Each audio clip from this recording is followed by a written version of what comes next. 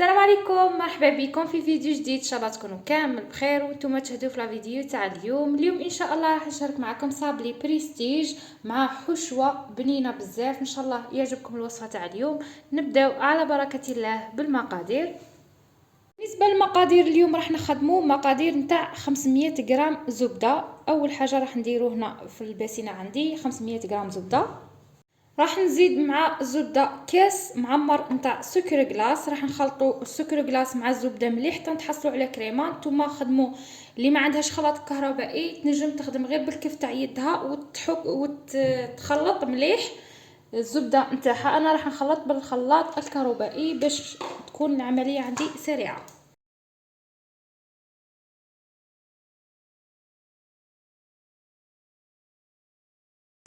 هنا بعد ما خلطنا السكر والزبده مليح خلطناهم غايه. نتوما تاني كي تخلطوا بالكف تاع اليد خلطوهم مليح حتى يذوب عندكم السكر تحصلوا على كريمه. دروك راح نزيد هنا نص كاس نتاع زيت. اللي ما تبغيش الزيت في الكاطو تنجم ما ديرهش، مي الزيت راح يعطيكم كميه كبيره بالنسبه اللي راح يديروا الوصفه للاعراس.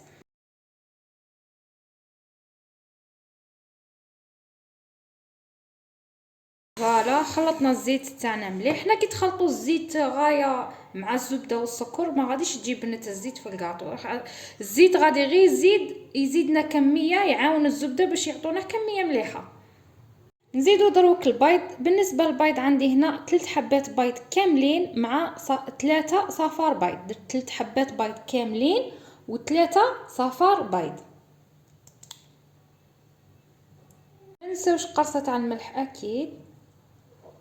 وعندي هنا مغرف صغيره معمره مليح من ذوق الكراميل. وراح نزيد معاهم 90 غرام حلوه الترك. راح ندير 90 غرام. ما عندكش الميزان رابي الحلوه الترك تاعك وعمري 2 مغارف معمرين مليح وزيديهم في الخليط تاعك تاع الصابلي.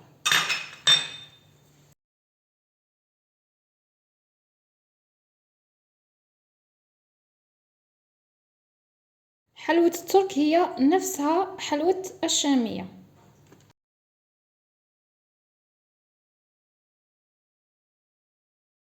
فوالا هذا هو الخليط تاعنا البنات. شوفوا تحصلنا على كريمه. خلطوا المكونات تاعكم مليح، خلطوهم غايه حتى تحصلوا على هذه الكريمه باش الصابلي تاعكم يجيكم يذوب في الفم ويجيكم على حبه واحده. هذا اكثر صابلي نستعمله في المناسبات، يجي بنين ويجي يذوب في الفم، ما فيه لا كاكاو لا والو. ما تخافوا لا من كاكاو اللي ينشف لكم العجين. خلطوه مليح، تبعوا الخطوات كما راني ندير راح يعطيكم نتيجه جميله بنين بزاف هذا الصابلي ويذوب في الفم. كملوا بهذه الطريقه. دروك نزيدو هنا كاس نتاع المايزينا نخلطوه غير بالمغرفه.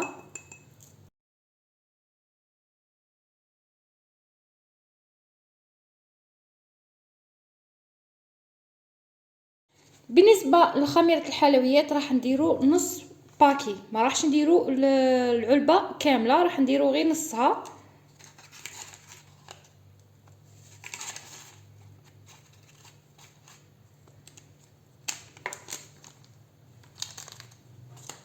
ونزيدو معاها الفارينه ونلمو العجين تاعنا تاع الصابلي.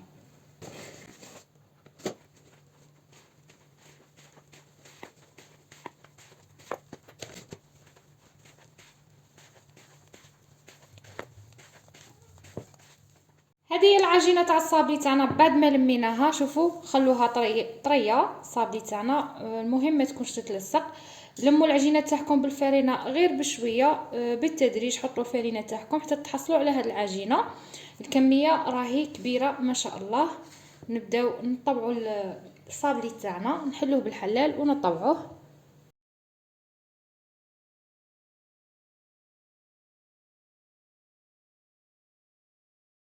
راح نطبع العجين تاعي بهذا الطابع تاع المربع. هذا الطابع يجي صغير وراح يعطيكم كميه مليحه كي تكون عندكم كاش مناسبه وخاصكم كميه تكون كبيره. تختاروا الطابع اللي يكون قاع صغير. انا اختاريت لكم اليوم المربع هذا صغير وراح ندير لكم موديل شباب تاع مناسبات ان شاء الله يعجبكم. نطبع هنا الكاطو تاعي ونديها طيب على 180 درجه، ومن بعد نعاودو نولو مع الكريمه.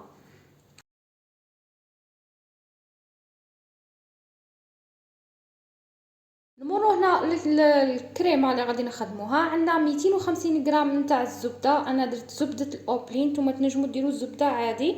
عندي هنا كيس سكر كلاص مع ربع كيس نتاع الزيت، 100 غرام تاع حلوه الترك اللي هي الشاميه، ذوق الكراميل. وراح نحتاجو هنا كراميل، غادي نخدم بهذا كراميل بذوق الشوكولا، جاي بنين بزاف وماشي جاي حلو، الحلاوه تاعه معتدله، ماشي جاي مسكر كيما الطوفيه، نو جاي بنت شوكولا مع الكراميل.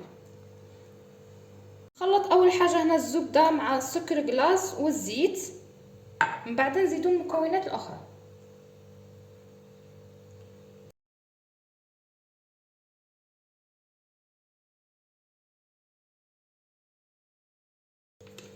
دروك نزيد عطر الكراميل مع حلوه الترك.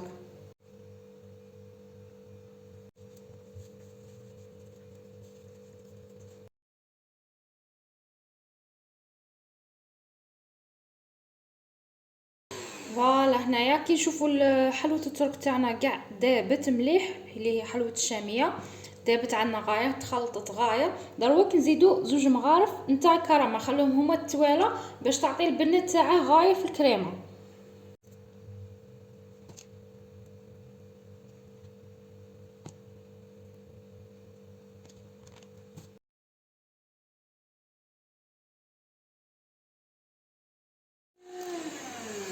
فوالا الكريمه تاعنا راها واجده، شوفوا القوام تاعها تجي رائعه. هاد الكريمه تجي بنتها بنينه بزاف، جربوها ما راحش تندموا عليها، سورتو بالمكون اللي زدتها لها هذاك تاع الكراميل بذوق الشوكولا، جا عطاها بنه تهبل. هنا غير كملنا الكريمه، نعمروها في بورج طاب باش تسهل عنا العمليه. ونجيبوا الصابلي تاعنا، هنا لازم يكون بارد. ونديروا الكريمه اول حاجه، نحط هنا كريمه كميه قليله بهذا الشكل، من بعد نزيدو نديرو هذاك الجدار. دروك نديرو الكراميل هذه اللي بذوق الشوكولا اللي درناها في الكريمه من البدايه. فوالا ما نكتروش بزاف، غير للبنه. دروك نزيد هنا، غادي نزيد راح نزيد هنا كميه من الجوز، قطعتها غير بالسكين، قطعتها رقيق. انا هنا غادي نزيد الجوز، نتوما تنجموا ما ديروش، باسكو انا غادي نديره لانه هذا الكاطو راح نديرها للمناسبه للعرس يعني راح اللي ما تبغيش دير ماشي متوفر عندها الجوز ما ديرهش، ماشي مشكل. فوالا ونقفلو الحبه تاعنا بهذا الشكل. بعد ما نلصقوا كاع الحبات كما راكم تشوفوا هكا، نحطوا الكاطو تاعنا في الثلاجه حتى الكريمه تاعنا تجمد، تشد روحها. عندك ربع ساعه راح تجمد لك الكريمه، ومن بعد تجبديها تقلاصيها بالشوكولا هكا باش الكلاصاج ما يغبنكش، ولا فينيسيون تجيك شابه، ما تعواجلكش الحبات، ما يعواجولكش.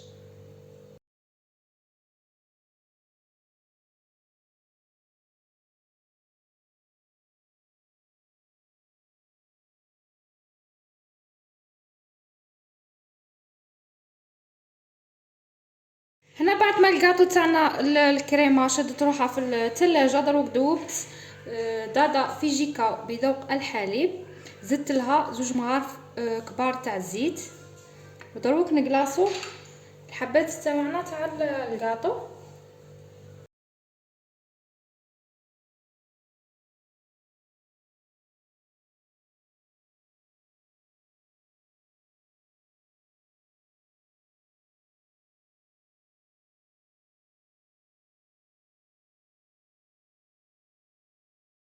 هنا مباشرة بعد ما تنشف عندنا الشوكولا راح نذوبو تاني الشوكولا، ما نزيدو لها والو، نديروه في بورج طاب ونديرو الخطوط تاعنا. نحكموا الحبه تاع الكاطو ونديروا الخطوط بهذا الشكل.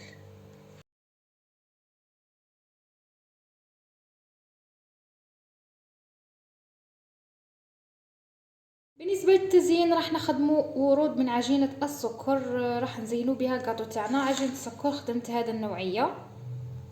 بهذه النوعيه، والملون لونت بهذا الملون، نجمو ديروا له كابتشور بني شوكولا. وراح نحتاج هنا ملمع غذائي سائل ذهبي، وعندي هذا الطابع تاع الورده، وعندي هذا الطابع تاع عجينه السكر، ونخدموا مع بعض الورود اللي غادي نزينوا بها.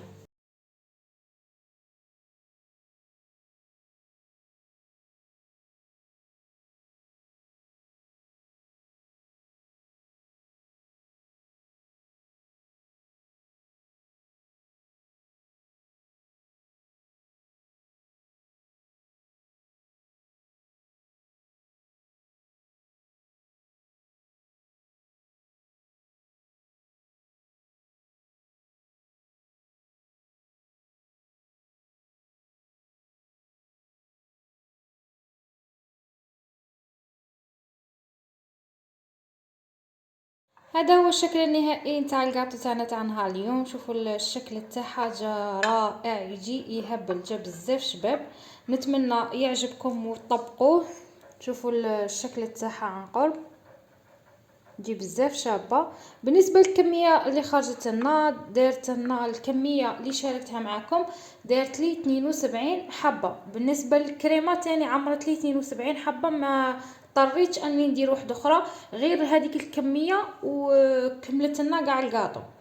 راح نحل لكم هنا حبه تشوفوها من الداخل وتشوفوا القوام تاعها والهشه تاع الصابلي جاي يدوب في الفم، والبنه ما نحكي لكمش، تجربوها راح تستمتعوا بالبنه تاعها.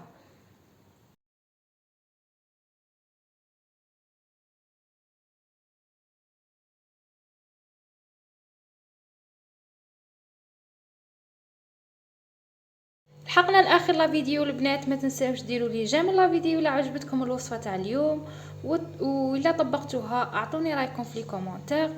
وما بقى لي نقولكم الى اللقاء مع وصفه اخرى ان شاء الله. دمتم برعايه الله وحفظه، والسلام عليكم ورحمه الله وبركاته.